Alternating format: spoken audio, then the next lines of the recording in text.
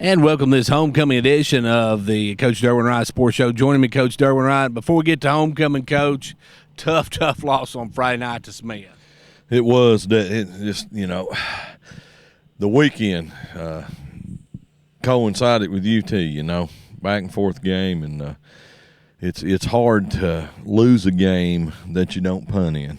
We didn't punt the whole game, and we just got to learn from it and pick it back up because, we're that close to being an awesome football team, and that's what we're going to see out of it. I watched the film a couple times, and we had so many chances to put the game away, but just kept doing things to give them momentum. But rough weekend, but we got to start back ground zero and get ready for Oneida for homecoming.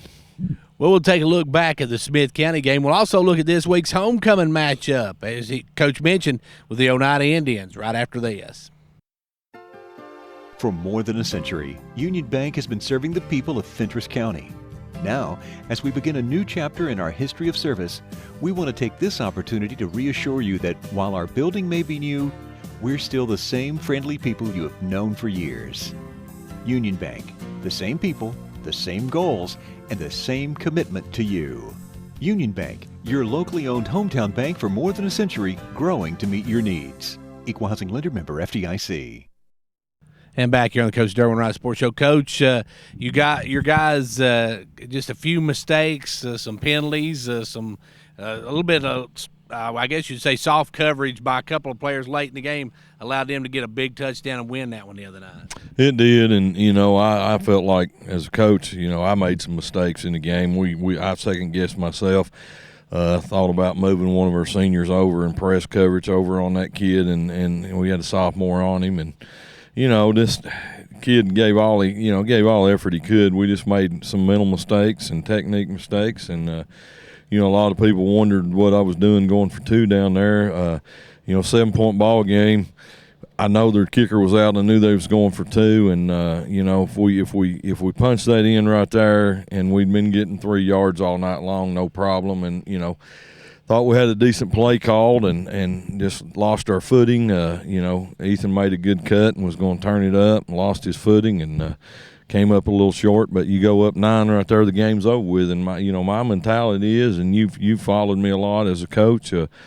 I'm going to roll the dice in big games, and I'm going to go for it, and that's what I did. And even there, we're still up 7 points, and all we got to do is play some defense. And like I said, they went for two because the kicker was out. Number 24 got knocked out with a concussion earlier in the game, and we let them drive down and score, and then let them get a 2-point conversion. So any number of things. Just that little changed, and that could have been our ball game. But those are ones that just hard to swallow. But it was a heck of a football game. It was an entertaining football game. It was a definitely a nail biter, a heart attack causer, and just came out on 1 point on the wrong end of it. But we definitely had our chances, and I still feel like we're a 2-touchdown, 3-touchdown better team if everything falls into place and take a couple penalties away, a couple fumbles away, but we got to just learn from it and get better. Coach, you mentioned rolling the dice. You pulled the fake punt to start the ball game. That really kind of set the tone for the entire night. Well, it did, and that was something that we've worked on from day one, basically, of kicking game, and we hadn't used it, and we got there in that situation, and I thought, this is the time to use it, and kids executed it beautifully. AJ made a good run, got us down, put us up, first score in the game, and and then they end up scoring, and we go up 21-6, and get a defensive stop and get the ball back and turn it over and give them momentum again.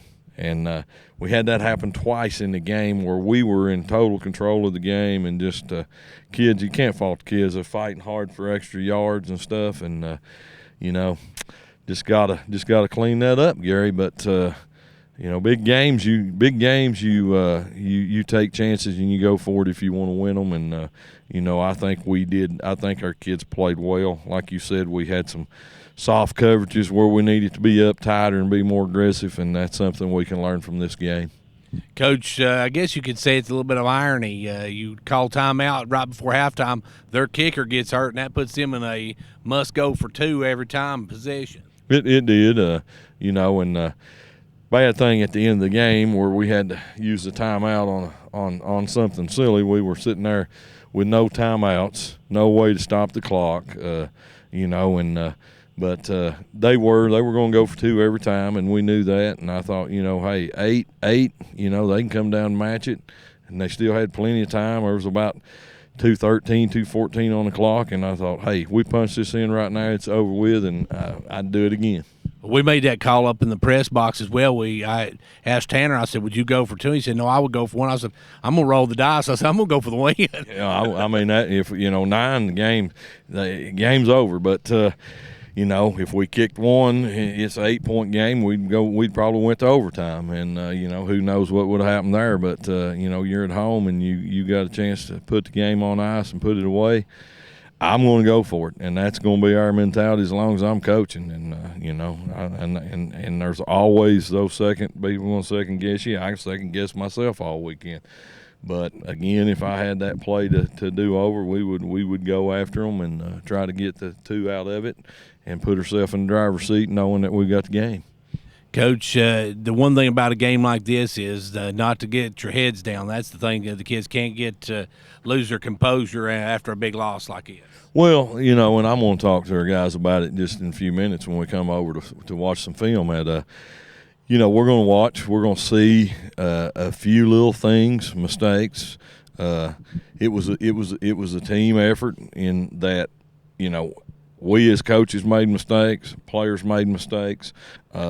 The other team made some plays. They also made mistakes. I mean, it was just a good, hard-nosed high school football game, and come down to really who had the ball last was going to win that game. And unfortunately, we left too much time on the clock. If I second guess anything that I did that night when we got down inside about the 9 or 10 and had a first down, I should have intentionally ran clock. I think they had 1 timeout left. They had 1 timeout left.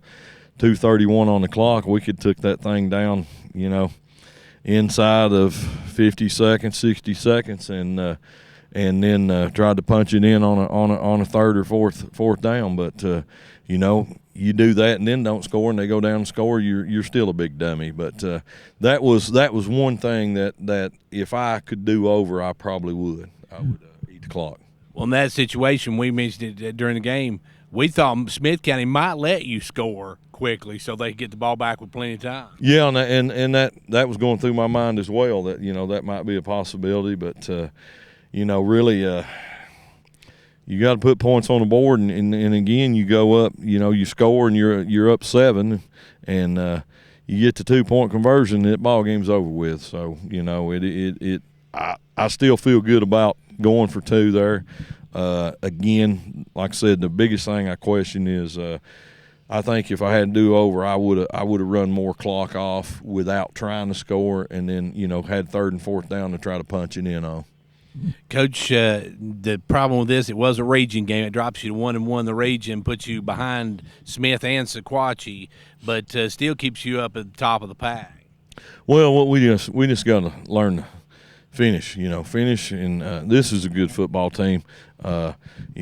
We have nothing to hang our heads about. We've got a few little mistakes to fix, and we fix those. And, this ball game's going to go the other way, and it's going to go the other way in our favor, 14, 21 points.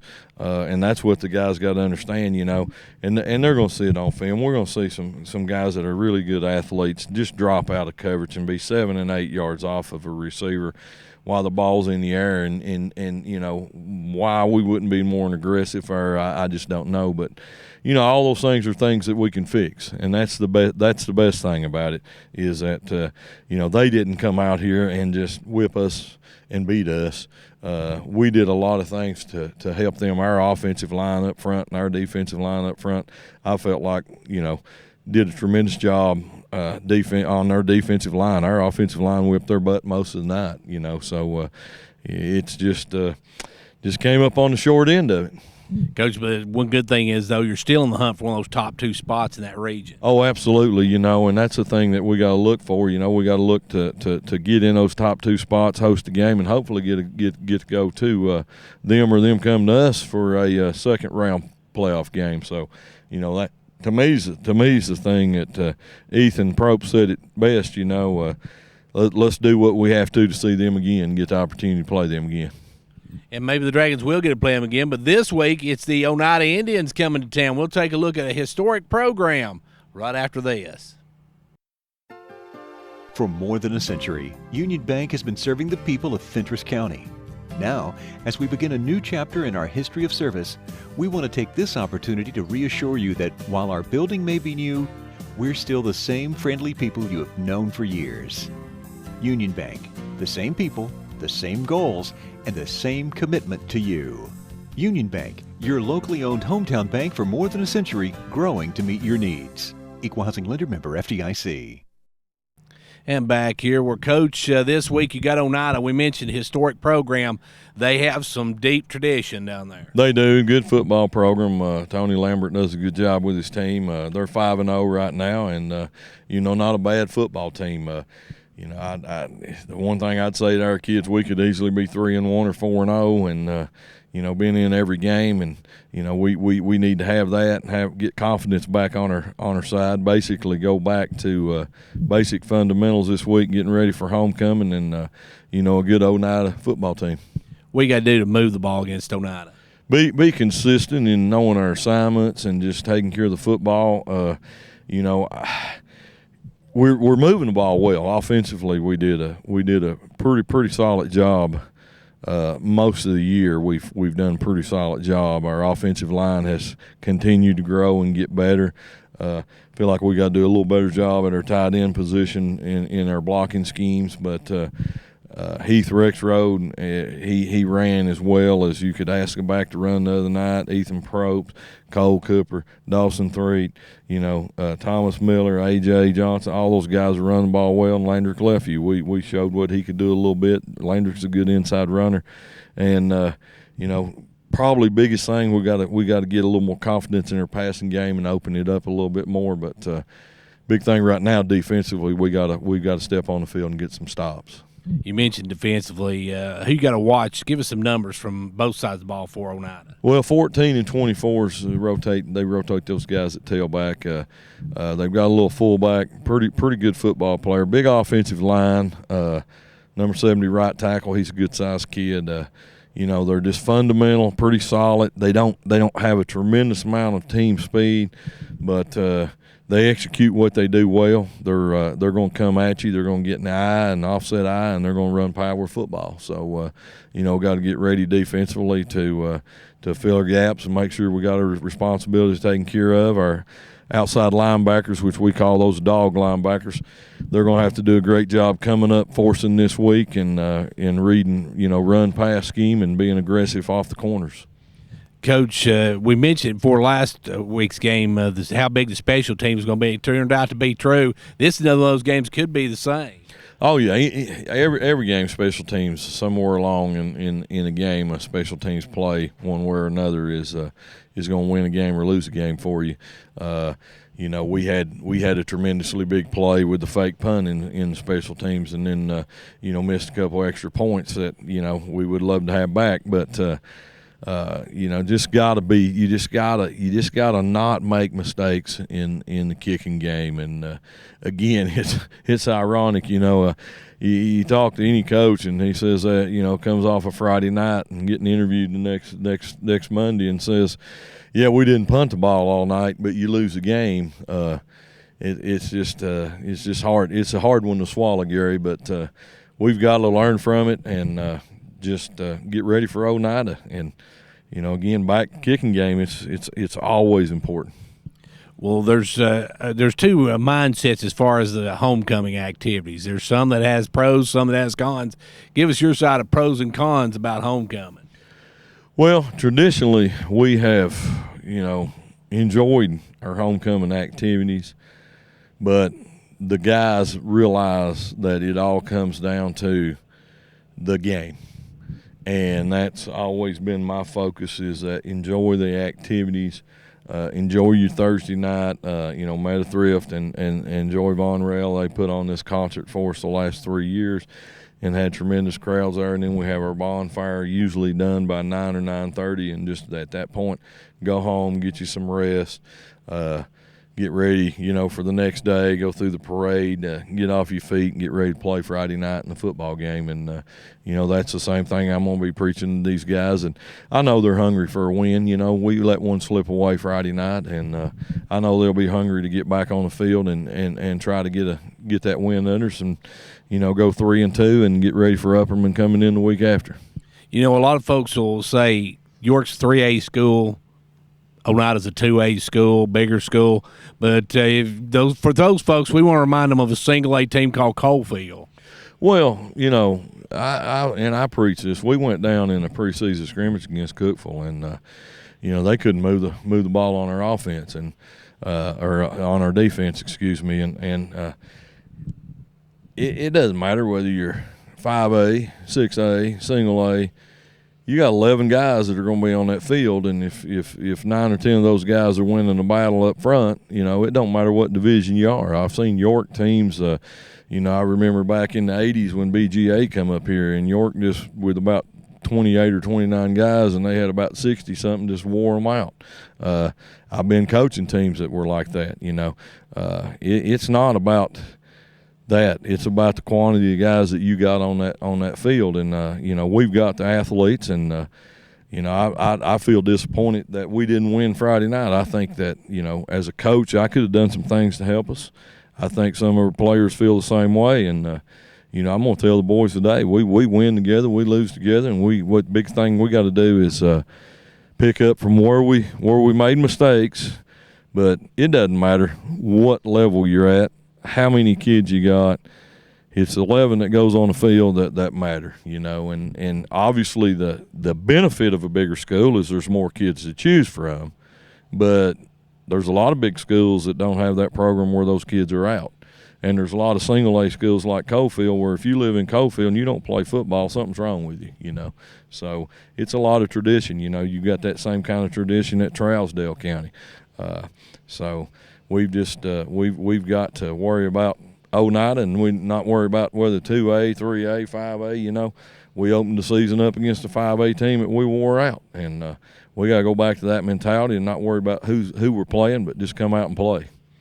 And I know you're going to want a huge crowd here. It's homecoming, and it should be a good turnout. Well, we had a tremendous crowd Friday night, and and they saw a tremendous football game. That was two good football teams just back and forth all night long. It was very, very, for the spectators, very entertaining game. But, it was devastating at the end with what happened. But, I watched Saturday college football, and I saw that happen to UT, and I saw that happen to a couple other teams, There were several games won on Hail Marys and things like that. And, it just comes down sometimes to you gotta remember every play is important, whether it's the beginning of the game, middle of the game, third quarter, end of the game. Every play tallies up. And, I know if we could take those 2 turnovers we had back, and like I said, I don't fault either one of those kids there. They were busting their butt trying to get extra yards, but you take either one of those back, we're going to win that football game. You take 2 of the blown coverages, we're going to win that football game. You take a couple missed tackles, we're going to win that football game. And that's what a tight game and 2 good coached teams are going to be like. You just can't make you've got to make the fewest mistakes. Well, there's one thing York does have. It's one of the best 12th men in the business. Oh, absolutely. Our crowds have been great. The support we had, I had several calls this weekend. Had a call today from my former coach, and he told me, he said, that was one of the best entertaining and best coached football games that I've seen 2 teams play in a long time. And he said, I like the mentality of York football back. And I said, well, obviously, Coach, I wanted to get that extra point and win that game. And he goes, I know you did. He said, that's why I didn't call you this weekend, because I knew what you were doing. And but our 12th man and our crowd and our fans have been great. And, we need you out for homecoming. We need you out for Upperman home, and then we become the Road Warriors.